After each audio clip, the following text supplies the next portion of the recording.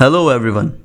As you know, the 32-bit mobile phone support is going down and companies are shutting down the application which supported the 32-bit architecture of mobile, and that means losing access to all of the apps which were supporting the 32-bit architecture.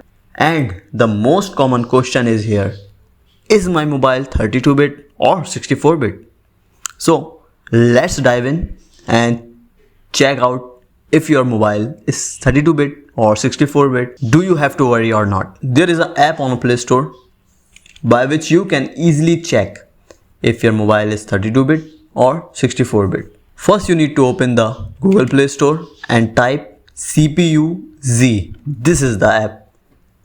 And open it. First install it and then open it. Once after opening, you will see the system options here, and click on the systems, and here you are going to see the kernel architecture which is 64-bit.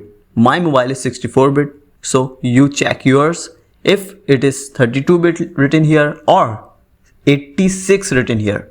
It all means this is 32-bit, and if it is 64, then you are good to go. You got nothing to worry about.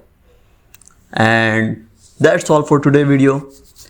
If you like the video, don't forget to leave your like and comment which device you are using. Let's see how many people are using 32-bit. So thank you and bye.